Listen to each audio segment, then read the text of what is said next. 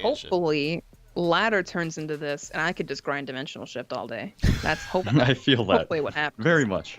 So much would open up as possibilities in ladder if everyone had a mindset like that. Oh no! So here What we in the go. world? It Baad's looks like. dragon deck wasn't banned. What? Oh no! That is really interesting. I had fully expected Mensou to ban blood here, actually. Yeah, actually, least yeah. from a Control Blood mid-range has a great matchup against both of his decks. Haven. I guess he just Gosh, didn't that's want the inevitability of an Aegis. I guess technically you can Bane, you can Council of Card Knights, everything that Dragon and Blood can play, no matter how bad it gets, but you can never Bane Aegis. That is a way of thinking about it. Though, considering Blood is being featured right here, I am...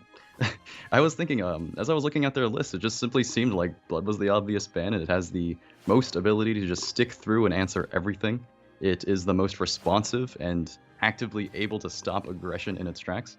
So this is a really interesting matchup for me to see what Mensou's plan of leaving this up was. Well, this is when we all break out your recliners and your snacks, everybody. Get the pizza rolls ready. It's going to be a very long matchup.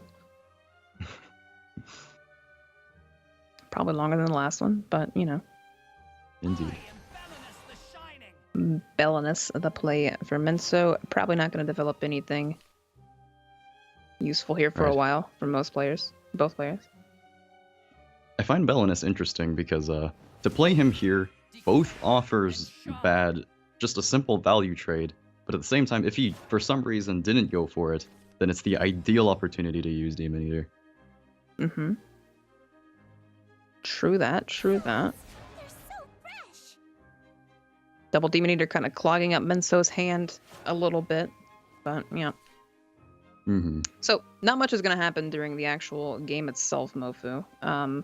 For a while at least. The early turns we even see Baad floating at 4 play points and passing the turn. Let's see. It looks like Haven was banned and then Dragon was banned as well. So let's. Ooh, I think I actually closed my deck list. Uh-oh. Retro. I think that Baad's Dragon deck though is completely. It's ramp, right? Yes, it is ramp, and it wins in the most traditional Dragon way with Polyphonic Roar, Zeus, and Bahamut.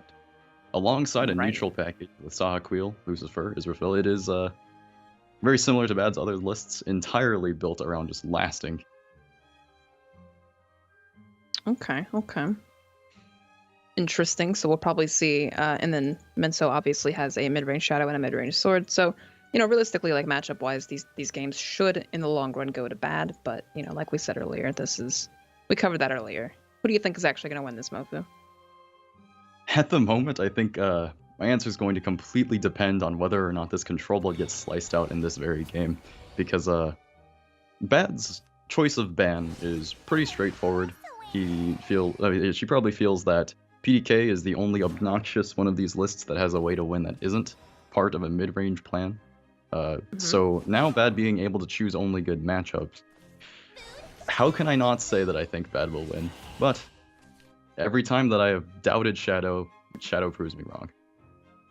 So I hold with a date. I mean, you know, Ikter is still a card that exists in Shadow, and I think is fairly notorious for ending games, doing like upwards of 12 damage off of the board if it sticks. But you know, against Control Blood, nothing sticks. Everything floats down here. So right.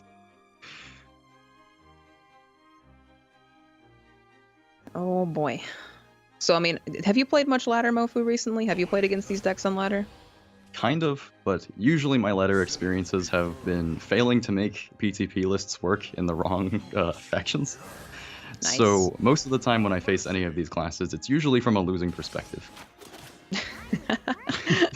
Nice. Very sobering losing perspective. Okay, I like it. With the most optimism, I must proclaim that as my ladder identity.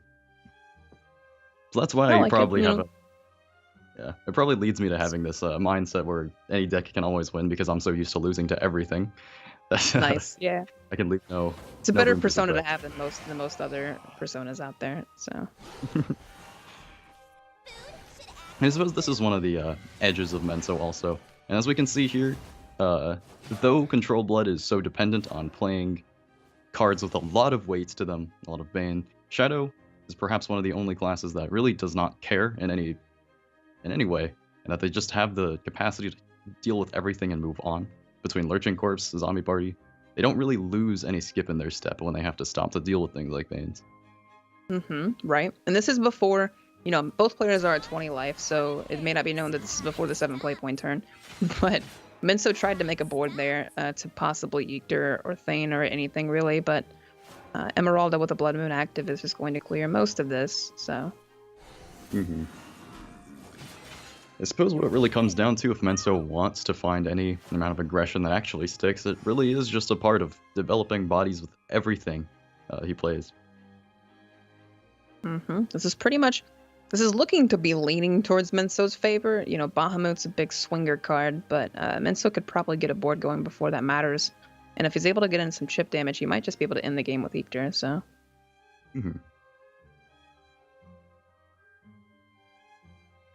It's unfortunately not much he can do this turn after Baad plays. It depends on what she plays. I don't know, I think honestly just playing Spawn this turn is fine, realistically, because you can follow Revelation, but that might be too scary.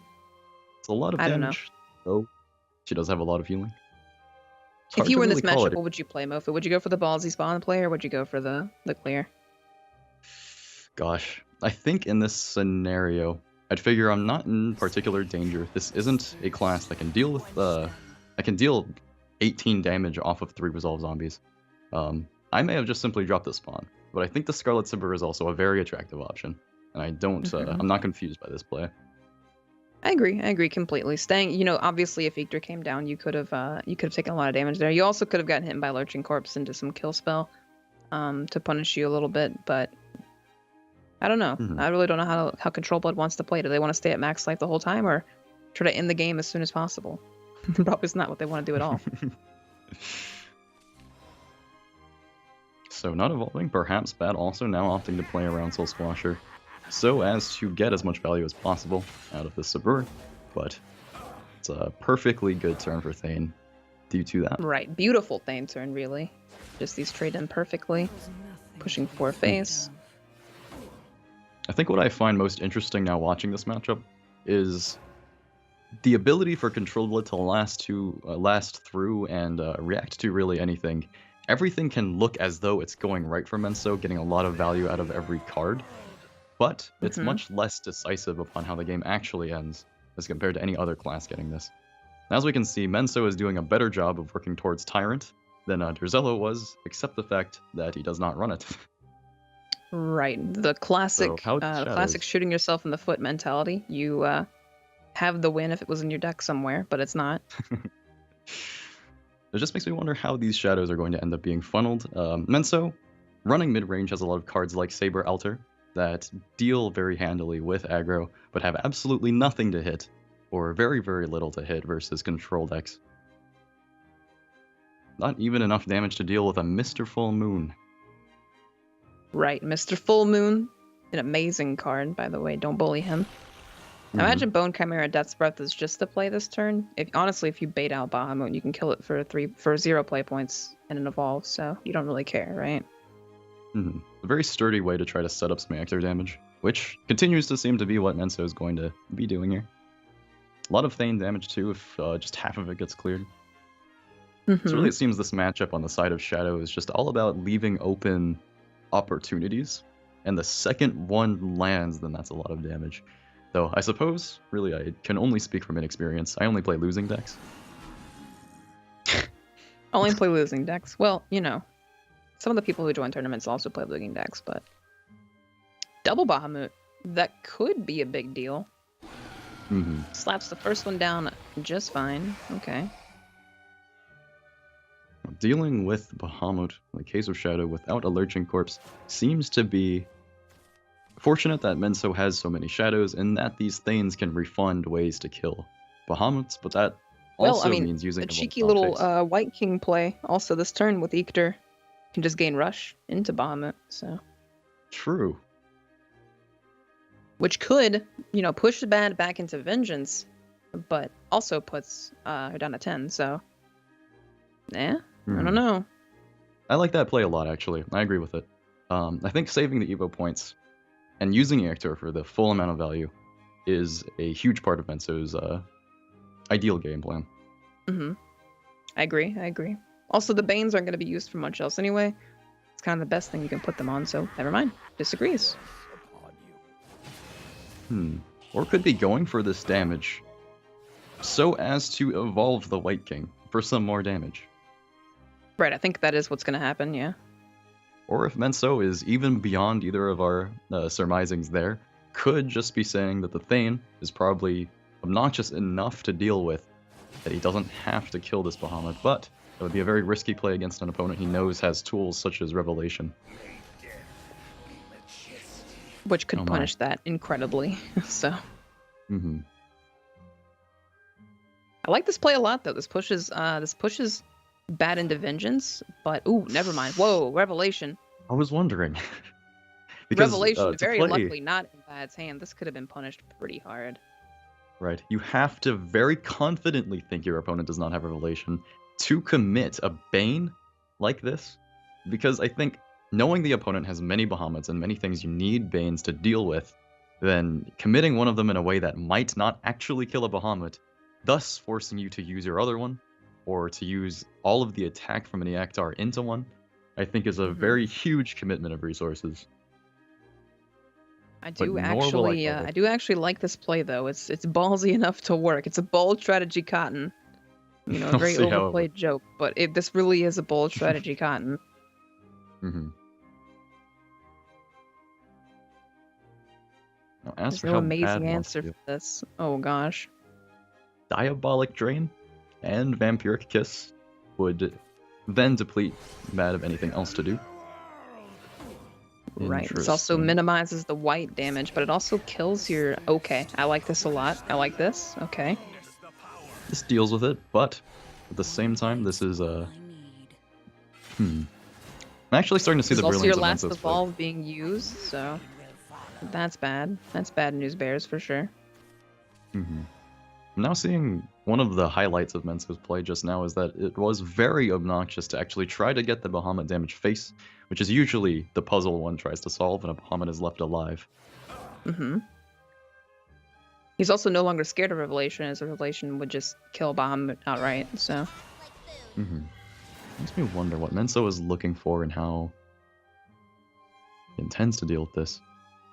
Zombie Party actually does the job. This is the time to use an Evo point. Could even set up a White King to protect these bodies from something. Although Evos are not available, I imagine it will just result in Bahamut coming down. Which would be bad. You probably don't want to put your only Bane on the board. Yeah, never mind. Okay. Very, very nice to hold on to that. Means Mensou has got some very strong awareness of knowing nothing else in their hand. Probably deals with it. Little Soul Squasher, not going to fall for that, realizing Baad has no evolution points left. So with resources of removal being this limited, I think this is the only way Mensou can guarantee that he can still deal with the next large threat and not lose very much on board for it. Ooh, Spawn Mask. I like this a lot. He might actually Spawn Kiss instead. Never mind. Yeah, never mind. Okay, Spawn Mask was great, but Spawn Kiss is, I think, a little bit better. Eactor can come in and do 5. I can do 7, but I don't think you care. It's funny, because now looking at it, I see there are some cards that just aren't really effective for this matchup coming from both sides. That being Saber Altar is not dealing with anything. Ceres is not really stopping Baad from winning the way that that card tries to. At the same time, this Mr. Full Moon is not exactly looking forward to hitting anything. Now, I like this play a lot. Mr. Full Moon is not going to do much in this matchup at all. Honestly, Mr. Full Moon, I'm not even sure what Mr. Full Moon's meant to hit at this point. He seems to just kind of be there for fun. Revelation, woo! Very strong Revelation. Bahamut, it seems that Mensou played very heavily around Bahamut here, or just anything really. But I have come to the conclusion this Mr. Full Moon is probably here to make Aegis beatable. Probably, yeah. On the offshoot that he runs into it, so. I Kind of makes suppose- Emeralda weird, you know, like you're not in Vengeance. You don't want to Emeralda Bane for no reason, really. Right. And going Revelation, I think Bad now realizes clearing all of this can only be done in one sweep with this hand. But doing that would sort of subject this board up to, well, I like this because attacking would have cleared one of the skeletons, but locking the board to these skeletons means that there's no chance of Eector happening short of a soul Exactly. conversion. Right. So you are math- fairly safe, and even if you aren't safe, you have Mask anyway, so... Yeah. That mask sort of guarantees for Bad that this is going to be a very impactful Bahamut.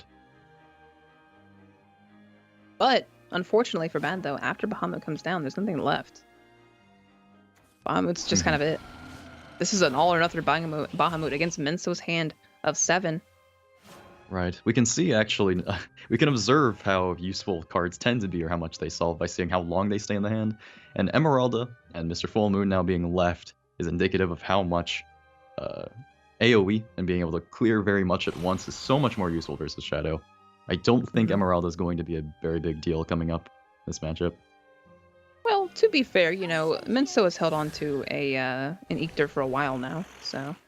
True. He's going to have to finally use one of them to clear this Bahamut, but that will allow him to clear Bahamut and leave behind a 5/6. This is the most, like, cinematic way to clear Bahamut that I can remember, is just this non-stop horde of undead. That's so much damage that Eector is able to do.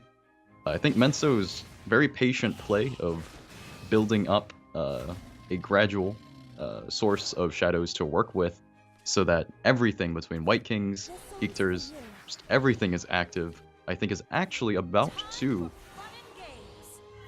lend itself towards letting Mensou grind effectively versus controlled lead. Still 2 Eectors left. Bad has another Emeralda, which is very fortunate for her. It continues to help mitigate this. But it just really comes down to whether Bad can continue to draw that amount of weight before Mensou finds just a way that Bad can't clear. Right. Realistically, if any kind of board sticks, it could be a huge, huge problem. Double Eector still available. Like you said, Mensou also has access to basically infinite shadows at this point.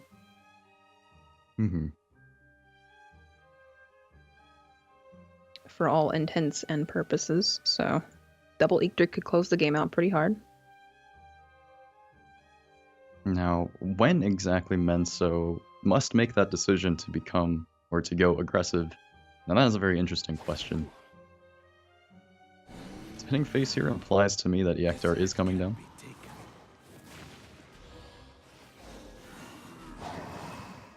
I like this. I like this a lot. This is good. Symmetrical Sets up a flank. board along with Eector that sets up a board that can kill. And except for Blood Moon. Now, never mind. And Temptress Vampire, never mind. Everything I just said, never mind. Scratch that. Yeah, a lot of weight coming in for Bad, which is really, really good for her. That's exactly what she needs to see. Now 3 defense left on that Emeralda is a very unfortunate number. As not being able to make this trade leaves Mensou with a pretty awkward turn. However, I mean, Mensou's got a pretty fair turn, honestly. Like, I mean, he's healing back up to 19. He's not killable. Nothing can happen. A second full moon, basically a dead draw. Ceres is like probably one of the it's funny that this is not an interaction I would ever think of until I meet someone or see someone who has the idea to run full moon. But I like how Ceres just completely mitigates or ignores it. It's a lot of potential damage, a lot of very easy ways to clear, but this last Eector being used actually gives the Mr. Full Moon some merit, and that reducing a 5 Right, it attack. turns it into a 1/6. Easy. Totally worth running, right? 7 cost Canonist coming out here. This is just, but if you ever use the Eector, you can't close the game. No. That is You all kind of just 3 have to hit face and pass. is the third one. That's the third one. It's the No. last one. Yeah, because Mensou drew all of them.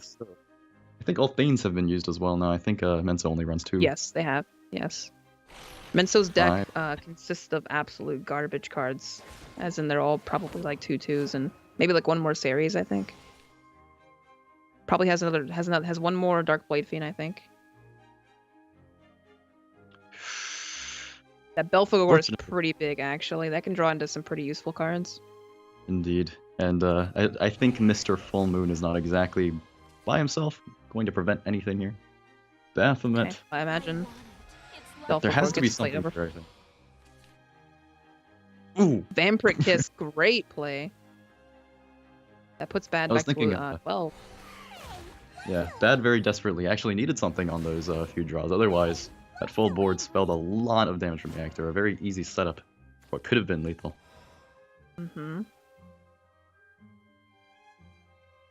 Lurching Corpse getting rushed from Ether, kind of a non-combo in the deck since it can't attack followers. So. Right. I imagine Lurching Corpse just appears really excited when it gets rushed. Like it just accelerates. Sounds adorable, honestly. It sounds adorable. He just starts to intensify his like little walk he probably does. And this is terrible for Mensou. If Mensou goes for the Eater this turn, he can get a full clear, but it plays directly into Revelation, which would basically seal the game out into probably Baad just waiting for him to top deck last card. Belphegor can just simply draw into any other heavily weighted card that could be too difficult for Mensou to answer. But at the same time, if Victor doesn't come down now, he loses his last board setup that really works for him. Mm-hmm.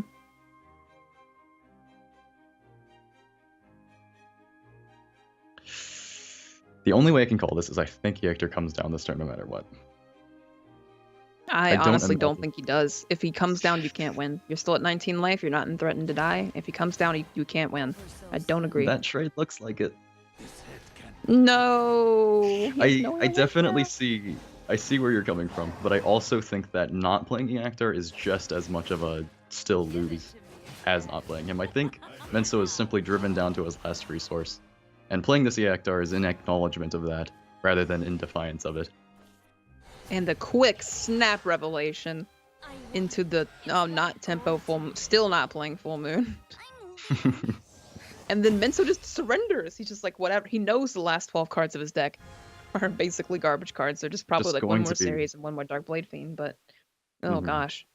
More anti-aggro, more early game stuff, but nothing to end the game with. So we saw Mensou get an immense amount of value. An immense amount of value. Yeah. So many shadows, everything activated, everything worked, damage from the Thanes, value from the White Kings, and just not enough. Just cannot grind against the weight of Control Blood. But that's kind of just what happens, right? You know, like we set it up to happen in the beginning. We talked about it, you know, when the first couple turns were happening. These mid-range decks just don't have the potential to outgrind Control decks. They just don't in Shadowverse. We may see a repeat of that here because I, at a glance at this Dragon list, am already sweating and shaking a little bit. Well, that's what I'm looking at, that opening hand. That's the dream team right there. That is the dream team sealer meme right there. And so he seals the game out. We all out here, they say. They like pose to take a picture, basically. Imagine Oracle over Dragon Summoner this time. Oh, never mind. Okay, proven wrong. Right, perhaps Baad not confident in drawing anything significant that Dragon Oracle would have ramped into, like no 4-drop, no Brahab in hand immediately. Decides to just cycle instead. Right, that's relevant now, actually. Used to, this was incredibly relevant. The on-the-play Dragon player playing Oracle into Rahab turn 3 was like a death sentence for whoever was against it, right? But like you said, Baad probably wasn't confident that she would get access to that the following turn, so. Even so, Dragon Oracle, 2 Sibyls in hand. I don't think, next turn is not going to be a turn where Sybil will do anything, I don't believe.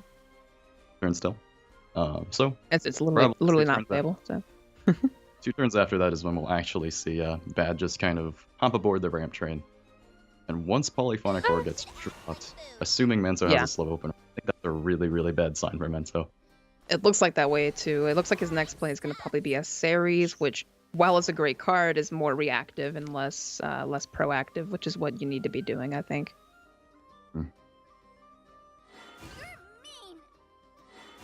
This looks like a classic still not playing Dragon Oracle. I think Baad's actually holding Dragon Oracle until it cycles itself. Yeah. That's very, very cool. I like that kind of play. It is interesting. You don't actually, I guess you're not in a rush, really. You realize the mid-shadow deck's not pressuring you. You're not in a rush to get to overflow for these great clears like Bahamut. So, you know, why not, right? Play for the value game. That's what your deck's supposed to do, so. Doesn't need the heal either from the Sybils. There's no particular importance in getting to overflow with it. Yeah, I think at the moment where my brain sees this game going is that Polyphonic Roar is so solid of a win condition against a list like Mensou's that it's not going to really give Mensou the time to develop shadows and ways to extract value from his cards, but rather it's just going to threaten so much damage every turn. Right. Polyphonic Roar is a really interesting... It's an interesting card in the sense that, you know, you would think that a control deck would have a card like that. It's just like infinite value engine. But only Dragon has access to that, so... Funny enough, it kind of reminds me of Mordecai, and that's just a 5/5 that can attack. It's very similar, you yeah. can never really get rid of it. True that. You are right. It is similar to Mordecai. My bad. Well, cool. Baad's options only continue to grow from here.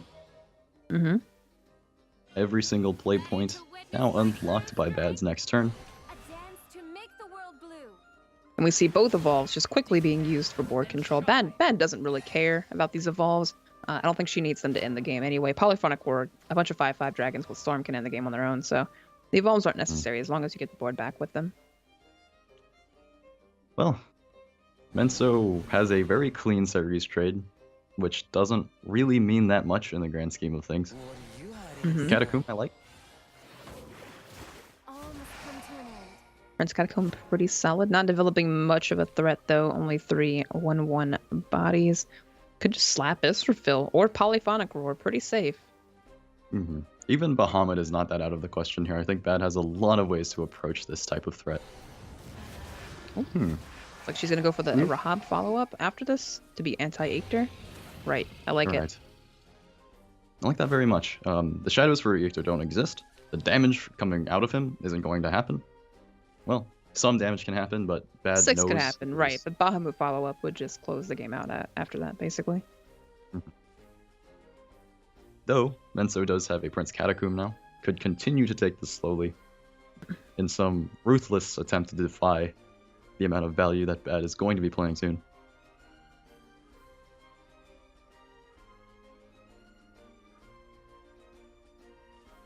And this Aether turn is like all of a sudden, again, just not a good Aether turn. It's so hard to find a good Aether turn in tournament against these grinder control decks. I do like the zombie party play though, and saving the evolve. Nicely played by Mensou. Lucifer even. Oh gosh.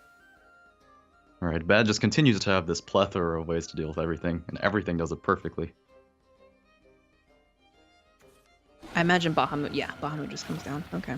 And Mensou, this time, has not really had the time to play out Thanes to find White Kings.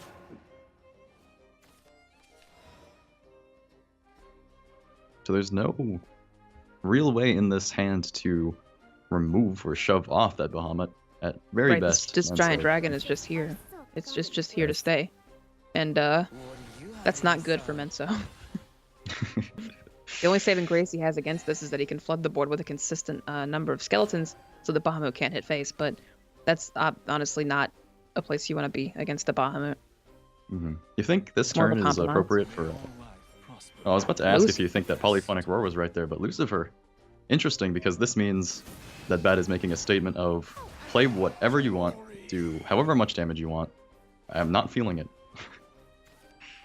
Lucifer is very awkward to get rid of. I mean, 7 damage, 13 damage as hard as to come up with, 7 damage a little less since Aether can handle that on his own, but that's just more damage being thrown into followers that aren't Baad's face. And followers that aren't Baad's face means that the game is harder to close out, so. This actor deals with the Lucifer, but what deals with the Israfil that heals all of this off, and then what deals with the next one after that? What's dealing with the Bahamut? The Bahamut getting value over Bahamut wiping the board and then also killing your best follower every turn by attacking it is, you know, like when you shape Bahamut up like that, it sounds great, right? I think like the idea of Bahamut is supposed to be like, it's supposed to emulate this feeling of like this boss fight where its limitation does kind of force follower combat sometimes, with the puzzle of how you get it to go face, but at the moment this is less of a boss fight and more like just slamming a road roller down, and it's just creaming all of Mensou's minions, followers one by one. Oh man, creaming all of his minions. I like that. Creaming. Love that. And Israfil comes in with a knife to just slice through them all like butter. Like, I think that's all that's left of the matchup. I think Baad is just waiting to win, really. Right. Though, Baad has this is a strong counter. excellent matchups here. It's going to be very, very hard for Mensou to outgrind this. It seems that this is going roughly along how we predicted it to be, where Baad just has such an enormous matchup advantage that you can see the amount of effort that Mensou has to put in to get even the slightest reactive efficiency against these cards. But then you just take one glance up at Baad's hand and, well, can you do it again? And then a third time? And right, then yes. when she decides to play Polyphonic Roar. Right. There's just that moment you realize that you can't keep doing this. You can't keep living this this facade of board clear. Right.